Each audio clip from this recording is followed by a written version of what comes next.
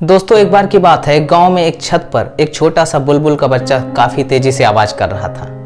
आवाज इतनी ज्यादा हो रही थी कि वहां पर कई सारे बच्चे इकट्ठा हो गए और उन्होंने देखा कि वो छोटा सा बुलबुल का बच्चा बहुत तेजी से आवाज कर रहा है और आसमान में देख रहा है। और बच्चों ने आसमान की तरफ देखा तो वहां पे कई सारे बुलबुल के बच्चे उड़ रहे थे, आसमान में बहती हवाओं के साथ झूम रहे थे।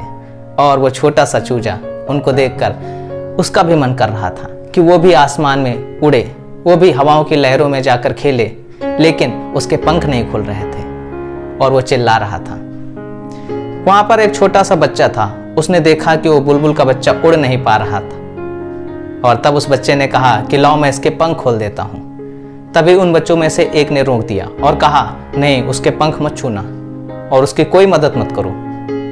तब बच्चा हैरान रह गया कि आखिर भैया ने मना क्यों किया है। तब वो बच्चा समझाता है कि कभी कभी हमें किसी की मदद नहीं करनी होती है। कभी कभी हम जब किसी को मदद दे देते हैं तो ऐसे में वो अपनी स्किल को दिखा ही नहीं पाता है, अपनी मेहनत कर ही नहीं पाता है, जिसकी वजह से वो लापरवाह हो जाता है और आगे भी मदद की आकांक्षा करने लगता है। तो इसीलिए याद रखें कि मदद भी खतरनाक होती है। मदद उन लोगों को देनी चाहिए जो शायद मजबूर हैं और इस दुनिया में अपने आप कुछ नहीं कर पा रहे हैं। मदद उन लोगों के लिए नहीं है जो सक्षम है, जो कुछ कर नहीं रहे हैं।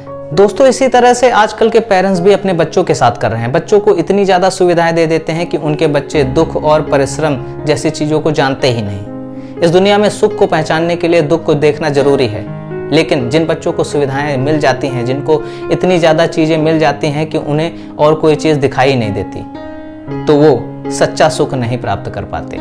सुविधाएं सभी रहती हैं, लेकिन असली सुख नहीं देख पाते हैं।